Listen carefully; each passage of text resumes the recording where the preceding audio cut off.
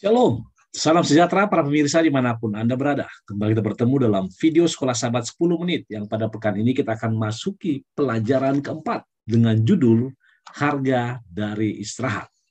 Dari lokasi perumahan The Icon, BSD, saya akan membacakan ayat hafalannya yang tertulis dalam Mazmur 51 ayat ke-12, dikatakan demikian. Jadikanlah hatiku tahir ya Allah, dan perbaharuilah batinku dengan roh yang teguh. Istirahat yang sejati memiliki biaya. Dan istirahat yang sebenarnya, menurut konteks Alkitab, di luar apa yang kita pikirkan selama ini. Bahkan kalau saudara baca pendahuluan dikatakan, Bapak Gereja abad keempat, yaitu Agustin, menuliskan dengan singkat dalam confession yang terkenal, ketika dia mempertimbangkan anugerah Tuhan sebagai salah satu istirahat yang luar biasa. Bahkan dia katakan, engkau telah membuat kami untuk mengenal dirimu sendiri, dan hati kami gelisah, sampai mereka dapat menemukan ketenangan dalam diri. Pekan ini kita akan pelajari secara singkat kehidupan manusia yang berkenan dengan hati Tuhan. Itu sebabnya, bagaimana sebenarnya manusia menentukan harga istirahat itu. Selama aku berdiam diri dan tulang-tulangku menjadi lesu, karena aku mengeluh sepanjang hari, sebab siang malam tanganmu menekan aku dengan berat. Sumsumku menjadi kering seperti oleh teriknya musim panas. Itulah yang tertulis dalam Mazmur 32 ayat 3 dan 4. Nah, pertanyaannya sekarang adalah,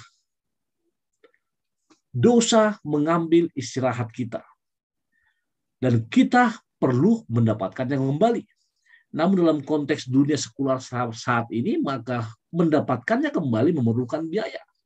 Namun dalam konteks rohani dibutuhkan pertobatan. Seperti yang tertulis dalam Mazmur 32 ayat 5. Nah, kisah tentang dosa dan pertobatan Daud merupakan contoh penting dari proses ini. Dan penulis pelajaran sekolah sahabat kita pada pekan ini membagi 5 bagian besar yang akan kita bahas mulai dari hari Minggu hingga hari Kamis. Chantal dan Gerald Kingberg menuliskan, ketika saya berdosa, apa yang harus saya lakukan? Maka jawabannya adalah hari Minggu tidak berdaya dan lelah, hari Senin panggilan untuk bangun. Lalu apa? Ketika kita bangun, maka kita akan diampuni dan dilupakan. Itu pelajaran hari Selasa. Kemudian pelajaran hari Rabu kita akan mendapatkan sesuatu yang baru. Dalam konteks ini adalah hati yang baru. Dan pada hari Kamis kita akan membantulkan cahaya Tuhan. Bagaimana itu bisa terjadi? Kita mulai. Ketika kita membahas pelajaran hari Minggu tidak berdaya dan lelah, kita lihat Daud. 2 Samuel 11 ayat 27 menulis, tetapi hal yang telah dilakukan Daud itulah jahat di mata Tuhan. Dan kejatuhan Daud adalah konsekuensi dari serangkaian kesalahan. Apa itu? Yang pertama, kalau saudara baca ayat yang pertama, dia tidak memenuhi tugasnya sebagai raja. Lalu, dia tidak berpaling, tapi menikmati pencobaan. Ayat kedua, lalu ayat 31 ayat 1. Lalu dia menemukan cara untuk memenuhi keinginannya. Saudara masih ingat ketika dia menikmati pencobaan, dia di soto belakang melihat istri dari salah seorang panglimanya sedang mandi. Dan yang paling terakhir, dia melakukan apa, saudara?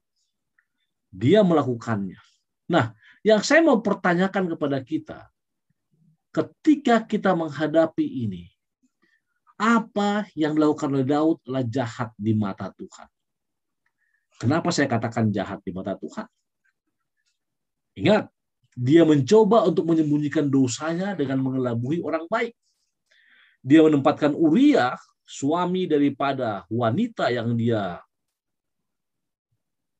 bawa ke dalam pencobaan, dalam posisi berbahaya dengan membuatnya mabuk. Lalu dia mengatur rencana pembunuhan, atau kita katakan sekarang konspirasi. Dan yang terakhir, dia mencoba menyembunyikan dosanya dengan menikahi siapa? Batseba. Saudara-saudaraku, tidak ada yang luput dari mata Tuhan. Itu sebabnya pelajaran hari Senin mengatakan dia dipanggil untuk bangun. Kenapa? Seorang nabi bernama Nathan datang kepadanya ketika saudara baca Daniel pasal 2 Samuel 12 ayat 13, dia katakan, lalu berkatalah Daud kepada Nathan, aku sudah berdosa kepada Tuhan.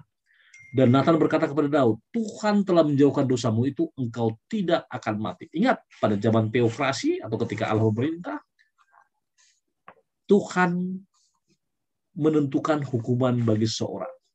Dan biasanya itu adalah kematian.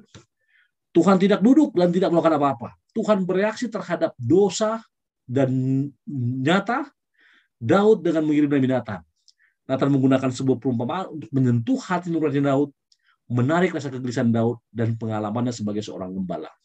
Ingat, pertobatan Daud melampaui perasaan bersalah atas dosa terhadap Uria dan Batseba. Ia mengerti bahwa ia telah berdosa terhadap Allah. Dosa-dosa kita juga akhirnya menyakiti Tuhan dan menancapkan paku lain ke tiang kasar yang mengarah ke surga di Golgota. Dan berkat pertolongan Yesus, ada tanggapan langsung terhadap pertobatan sejati. Itu apa? Tuhan telah menjauhkan dosa. Semua orang dipanggil untuk bangun, untuk bertobat. Tidak terkecuali ketika Daud mengalaminya, maka saat ini kita pun mengalaminya. Itu sebabnya pelajaran hari Selasa mengatakan ketika kita sudah dipanggil untuk bangun, apalagi yang kita lakukan? Maka Tuhan akan mengampuni dan melupakannya. 2 Samuel 12 ayat 6 mengatakan, dan anak domba betina itu harus dibayar gantinya 4 kali lipat, karena ia telah melakukan hal itu, dan karena ia tidak kenal belas kasihan. Ingat saudaraku, Daud segera diampuni, tapi Tuhan tidak mencegah akibat dari dosanya. Dia diampuni, tapi ada konsekuensi. Daud menghukum diri sendiri dengan kehilangan 4 putranya. Putra pertama Batseba itu Amnon, Absalom, dan Adonia. Namun, pertobatan juga memiliki konsekuensi. Ketika Daud mendapatkan kembali, apa itu? Bangkitkanlah kembali padaku kegirangan karena selamat yang daripadamu. Saudara-saudaraku, Tuhan mengampuni seorang pezina. Tuhan mengampuni seorang manipulator dan pembunuh. Bukankah dia juga mengampuni kita? Anugerah Tuhan begitu besar sehingga dia selalu mengampuni kita. Tidak peduli seberapa berat dosa yang kita lakukan terhadapnya. Intinya apa? Tuhan Maha Kasih. Lalu ketika dia sudah mengampuni, maka kita akan diberikan hati yang baru. Mazmur 51:12 mengatakan, janganlah hatiku tahir ya Allah, jadikanlah hatiku tahir ya Allah, dan perbaharuilah batinku dengan roh teguh. Daud meminta Tuhan untuk menghapus dosa-dosanya, untuk menyucikannya, dan untuk mengubah pikiran dan perasaannya. Dan itu dilakukan oleh Daud. Dia tidak ingin mengandalkan diri sendiri lagi, karena dia sudah mengalaminya. Saudara-saudaraku, kita dapat memiliki keselamatan, sukacita, dan gawe sejati dengan mengandalkan Tuhan saja.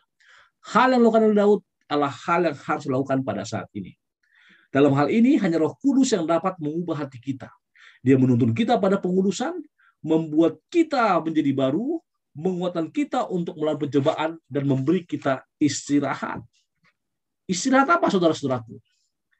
Di mana kita akan memantulkan cahaya Tuhan. You are the light of the world. Be the light of the world. Kenapa? Mazmur 115 mengatakan, maka aku akan mengajarkan jalanmu kepada orang-orang yang melakukan pelanggaran, supaya orang-orang berdosa itu berbalik kepadamu. Daud malu akan dosanya, saudara-saudara. Dia tidak melupakan noda dalam catatannya. Namun ada sesuatu yang lebih besar daripada rasa malu, yaitu apa? Pengampunan. Di mana dia bertobat, repent. Dia tidak tinggal diam. Dia harus memperingatkan orang lain agar mereka tidak melakukan kesalahan yang sama. Dan mereka harus tahu bahwa Allah bersedia mengampuni mereka jika mereka telah berbuat dosa. Itu sebabnya kita tidak dapat merahasiakan berita penting ini. Berita penting yang mana? Jika kita mengaku dosa kita, maka ia adalah setia dan adil. Sehingga Dia akan mengampuni segala dosa kita dan menyucikan kita dari segala kejahatan. Siapa Dia? Allah. Allah Maha Pengasih dan Maha Penyayang yang telah mengorbankan putra tunggalnya mati untuk kita. Dan sebagai kesimpulan, saudaraku, satu kutipan dari tulisan pena inspirasi dari Ellen G. White taught from the Mount of Blessing. Chapter 5, halaman 114 atau khotbah di bukit mengatakan, pengampunan Allah tidak semata-mata sesuatu tindakan yang berkaitan dengan pengadilan yang olehnya Dia membebaskan kita dari penghukuman. Itu bukan hanya pengampunan dosa, tapi juga pengeluaran dari dosa adalah luapan kasih yang menebus dan mengubah hati. Sebagai kesimpulan, saudara-saudaraku, ketika kita berdosa, maka Tuhan akan mengampuni kita. Pertanyaannya, maukah kita datang untuk mengaku dosa kita? Berani mengatakan, Tuhan, saya bersalah. Berani mengatakan, Tuhan, saya akan bertobat. Dan merendahkan diri di hadapannya. Jika kita mau melakukan itu, maka Tuhan alam semesta akan mengampuni kita. Tuhan berkati kita. Kita sama-sama tunduk kepala dan berdoa. Bapa di sorga, terima kasih Tuhan karena berkat-Mu, terima kasih karena rahmat-Mu, dan terima kasih karena pengasihan-Mu. Engkau telah memberkati kami, memberikan perjalanan sekolah sahabat yang indah pada pekan ini. Berkati hamba-Mu, para pemirsa dimanapun yang berada. Terpujilah nama Tuhan, lalu kami berdoa. Amin.